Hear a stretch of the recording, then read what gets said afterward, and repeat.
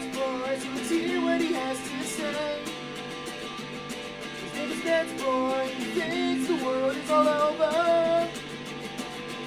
When the Nets just can't play.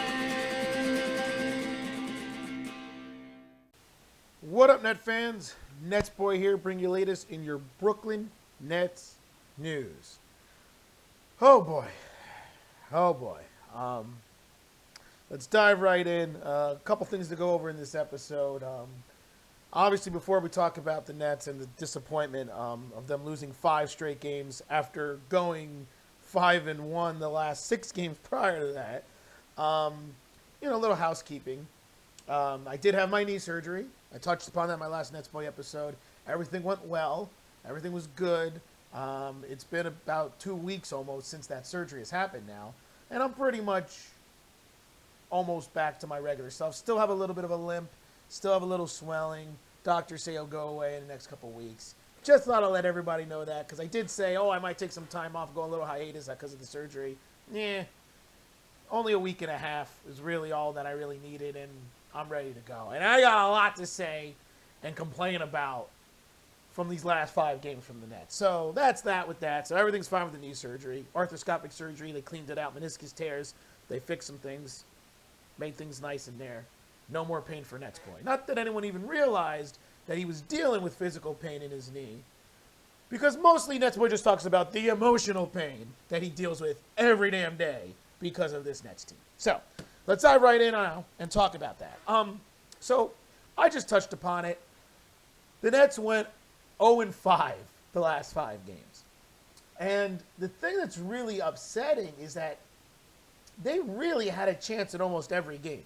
Now, I know the second time they played, the time they played the Nuggets, which was the second time in the last, 3 weeks, and the first game against the Cavs, they were really blowout games that the Nets battled back in the second half and made it respectable. But the other games, the Thunder game, the Kings game, which was another one, and of course, most recently, the second Cavs game, which we're going to spend a lot of time talking about that game. They were kind of in it. They had a chance to win those games. And so it's just once again becoming more and more evident of the biggest problem with this Nets team. They're no longer getting blown out by 20 to 30 points, a game, every game. Remember, those moments seem to be behind them. And that simply, I felt, was because this Nets team was still too new and still trying to figure it out. They've kind of figured some things out, some roles, some plays. But the reality is, they don't have a star. And we touched upon this before. They used to have 2, now they have 0. And I've also touched upon this. I don't want to hear Mikal Bridges being considered a star. He's a very good player, but he's not a star. I don't believe that. I really don't. At least not yet. And the reason is, you see why. He doesn't know how to be a star. He doesn't know how to be the go-to guy. Apparently, the only person on the Nets who has any cojones, whether you want him to or not, is Spencer Dinwiddie. He's the only one who wants the ball in his hands to make the shot, make the big plays. The problem is, 7 out of 10 times, he screws up. And that was evident in that last loss to the Cavs. A game where the Nets were up by 8 with 2 minutes to go. A game in which they had 3 turnovers their final 4 possessions. A game in which 3 Nets players had the rebound in their hands. After they were lucky enough to even get that because they let, Donovan Mitchell get 2 offensive rebounds off the missed free throw. Which, by the way, fun little fact, that was a lane violation by Donovan Mitchell. But refs weren't going to call that, especially the way the refs have been these days. Everyone see what happened in the Warriors-Mavs game? If you don't know what I'm talking about, just go look that up because everyone was talking about it. That was comical. I don't know what's going on with the refs, but that was a violation. I saw it. And it was clear as day that Donovan Mitchell left the free throw line before the ball hit the rim. Just want to throw it out there, but it doesn't matter. 3 Nets had the ball in their hands, and then it hits Dinwiddie and bounces to Karis LeVert. And then once again, terrible panicking defense. That's the problem. I get it. It's a loose ball rebound. The defense needs to get set, but you can't leave Okoro wide open in the corner. And I know he's not a great three-point shooter. He's a respectable three-point shooter, but he was left wide open in the corner. As soon as he shot the ball, I'm like, it's going in, because there's no way that's not going to go in. The Nets seem to have used all their luck against, the Nuggets and the Celtics and all the teams that they won on that going 5-1 the 6 games prior. Like, it was just, of course it was going to go in. And then the final play with 0.7 seconds, Mikal Bridges tosses up a prayer, and it almost went in itself, which would have been incredible. But look, the reality is the Nets don't have a closer. They don't have a guy who you can say, take us home. And it's not Mikal Bridges. Perhaps it should be.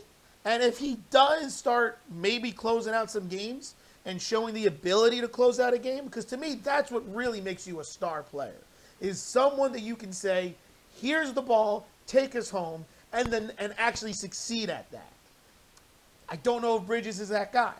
And right now, the default guy is Dinwiddie, because he's the default everything at this point.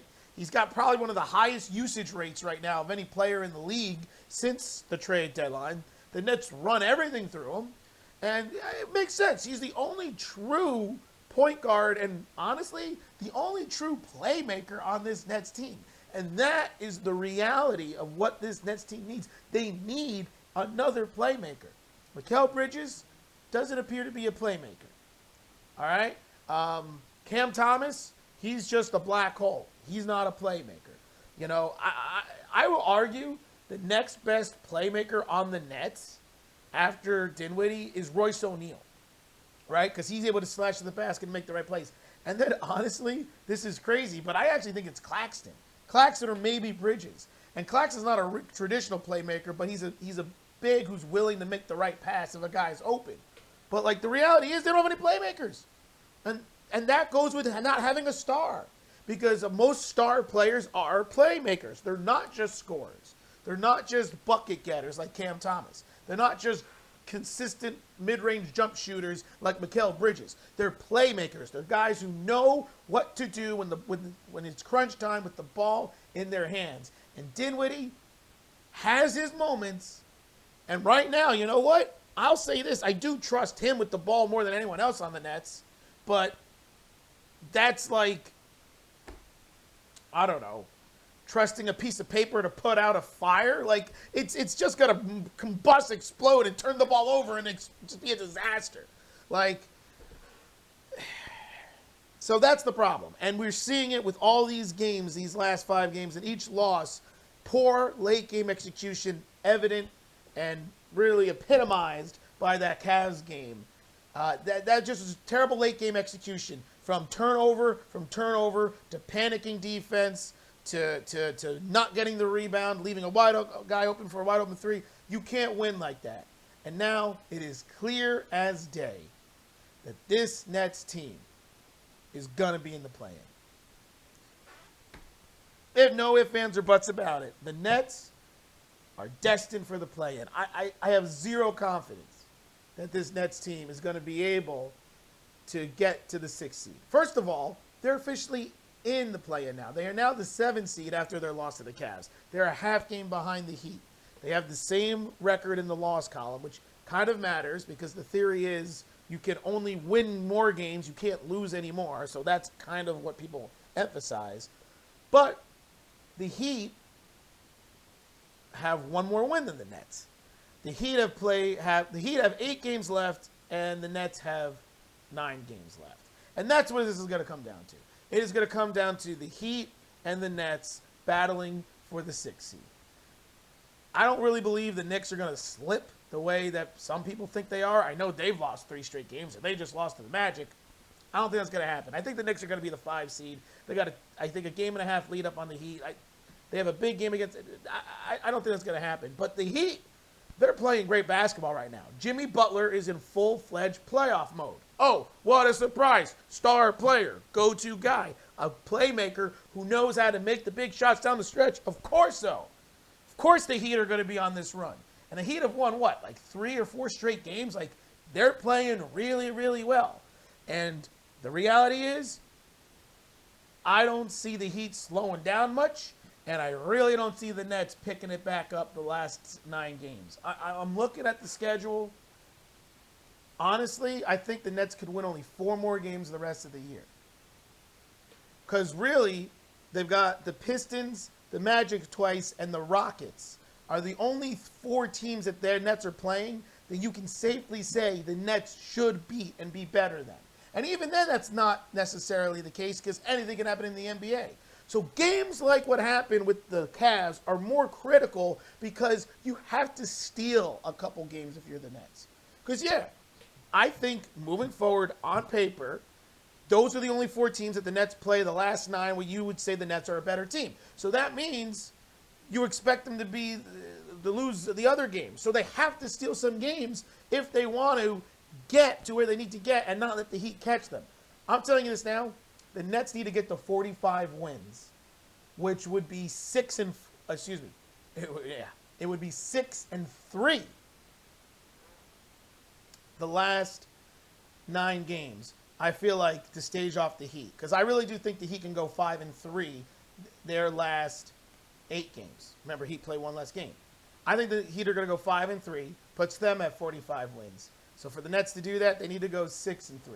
And if they have the same record, and this is the only positive the Nets have right now, they have the season series against the Heat.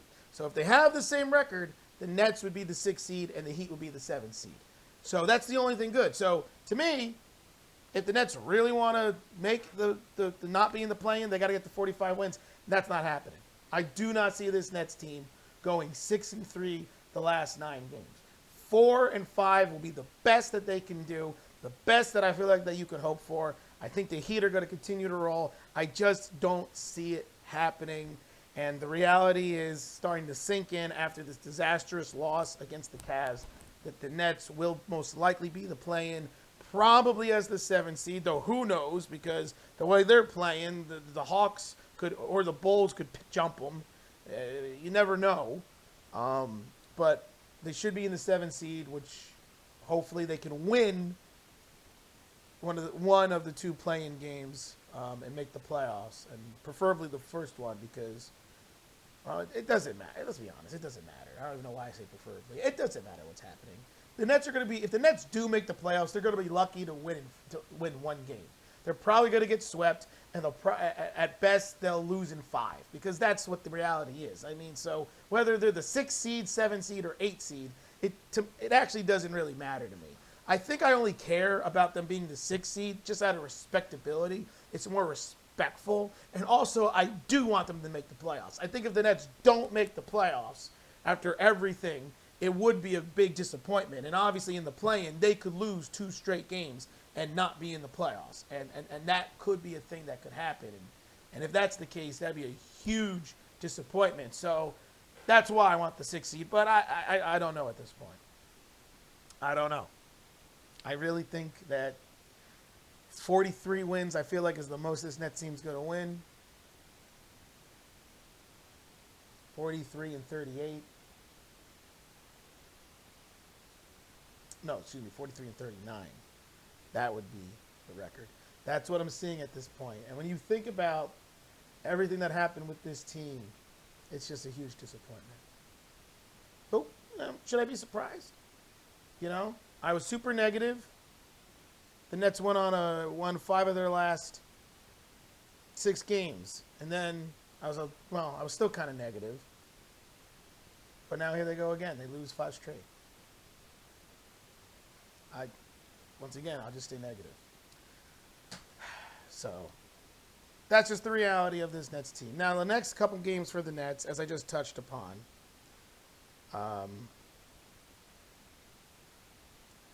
really not good. They start off, though, with the biggest game of the year.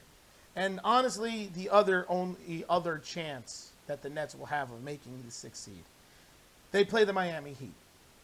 The team that is they're tied with in the loss column for the 6th seed, they are playing this Saturday.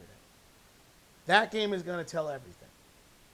You're hearing this right now. That game is going to decide the 6th seed. If the Heat win, it's over. Nets will not be able to overcome that. Even though they would only be a game and a half behind the Heat at that point, it doesn't matter. They will not be able to overcome that and get past them. If the Nets win, the Nets would be a game and a half on the Heat, and that will be huge. And then they would have a puncher's chance. That'd also be one of the 5 games that the Nets were supposed to lose that they maybe could have stolen one. So that helps them. So it really comes down to Saturday, and it's incredible. But I'm sorry. Playoff Jimmy Butler's in he's in full mode or whatever. I don't know what the heck I'm trying to say. He's active, and he's balling right now. So I don't think it's going to happen. But so they got the Heat, probably a loss, and then they have the Hawks. The Magic, the Rockets, and then the Hawks. Followed by the Jazz, Timberwolves, Pistons, Magic again, and 76ers. Look, they got to win the Magic and the Rockets game for sure, no matter what. Even though the Magic are at home, or the Magic are home, so the Nets are on the road. But they've got to win those 4 games. The Magic twice, the Pistons once, and the Rockets. Those 4 games they got to win, and they got to steal the game against the Heat. If they can steal the game against the Heat this Saturday, and they can win those 4 games and get them to 44 wins, maybe they got a chance. But whatever. I don't even have any faith. It's whatever. Anyway, let me know what you guys think about everything. I'll end this episode now. If you agree with me, it's so clear as day that the biggest problem with the Nets is they don't have another star/playmaker, that Spencer Dinwiddie can't be the answer, because 7 out of 10 times he's going to screw up. That if do you agree with me that Mikal Bridges could be the answer down the road, but he's not there yet? You got to remember, he's never been the superstar for the last 7 years in the NBA or 6 years in the NBA. This is all new for him. So maybe he will become that good player, but just not yet. You agree with me that the Nets are going to have to get to around 44 to 45 wins to even have a chance for the 6th seed. If you agree that it's going to come down to what happens Saturday, all these things, let me know. And until then, this is NetsBoy just saying, this doesn't shock me of the disaster, but damn, 5 straight? And signing off.